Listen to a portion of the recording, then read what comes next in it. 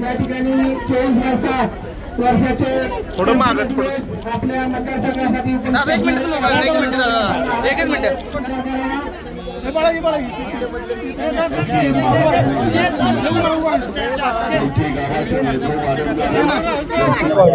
खूपच आनंद आहे, कारण गेले 4 टर्म वाई, खंडाळा, महाबळेश्वर या 3 तालुक्या असणाऱ्या मतदारसंघातील लोकांनी मला सातत्याने निवडून दिलं.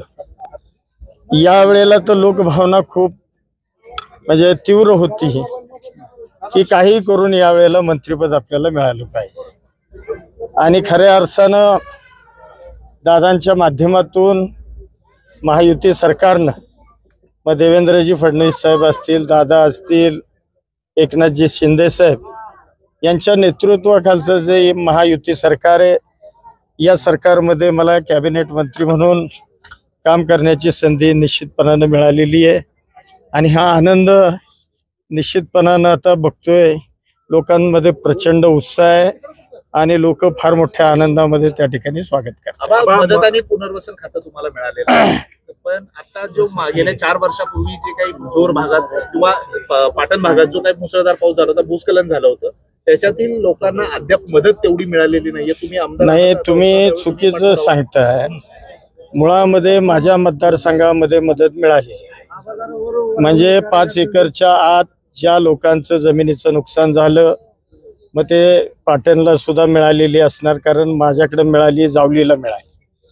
आणि पिकांचं नुकसान, शेतीचं नुकसान, जनावरांचं नुकसान, माणसं दुर्दैवानं गेली त्यांनाही नुकसान भरपाई त्यांच्या कुटुंबियांना, त्याचबरोबर घरं अंशतः पूर्णतः बाधित झाली. प्रत्येक गोष्टीला शासनानं मदत केलेली आहे आणि ती मदत लोकांपर्यंत पोहोचली. विद्यार्थ्यांना अजून सुद्धा जंगलातून चालत यावं लागतंय. नाही, ठीक आहे, आता दुर्गम भाग आहे.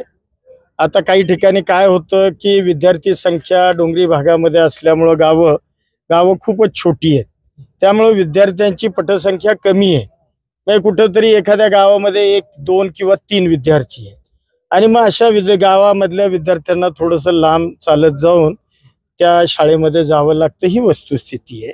किंवा बसची सोय सुद्धा आहे, ज्या ठिकाणी बस नाही किंवा मुऱ्या डोंगरामधून लोक जनरली लवकर पोचतात रस्त्यापेक्षा सुद्धा, त्यामुळं डोंगर वाटेनं लोक म्हणजे मुलं त्या ठिकाणी जातात. आता पालकमंत्री पदाचा तिढा अजून आहे, आपला जोर कसा काय पालकमंत्री पदासाठी आशा आहे का? नाही, जोर असं नाही. आता मला वाटतं स्वातंत्र्यानंतर पहिल्यांदाच या जिल्ह्याला 4 कॅबिनेट मंत्रीपद पहिल्यांदाच मिळाली. म्हणजे महायुती सरकारनं सातारा जिल्ह्यावर खऱ्या अर्थानं भरभरून वर्षावर केला आहे मंत्रिपदाचा. आणि सगळ्यांना खाती सुद्धा खूप, चौघांनाही आम्हाला चांगली खाती मिळालेली आहेत.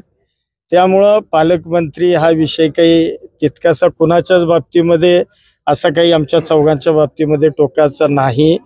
हे तिघही म्हणजे वरिष्ठ नेते जे निर्णय घेतील तो आम्ही मान्य करणार आहे आनंदाने. जुन्या पिढीत किशोरवीर आबा होते, आता नवीन पिढीत तुम्ही मकरंद आबा आहे, काय सांगाल? ते आबा खूप थोर नेते होते, क्रांतीवीर होते. या देशाला स्वातंत्र्य मिळण्याकरता त्यांनी खूप मोठं त्यावेळेला तुरुंगामध्ये गेले आणि स्वातंत्र्यानंतर सुद्धा या नवीन महाराष्ट्राच्या निर्मितीमध्ये कैलासवासी चव्हाण साहेबांच्या नेतृत्वाखाली आबांनी फार मोठं या जिल्ह्यामध्ये काम केलं. एक म्हणजे त्या काळी या जिल्ह्यामध्ये एक चांगली पिढी, तरुण पिढी राजकीय घडवण्याचं काम आबांनी त्या काळामध्ये केलं. आबांच्या पुढं हा आबा छोटा आहे, आलं का लक्षात? एवढंच.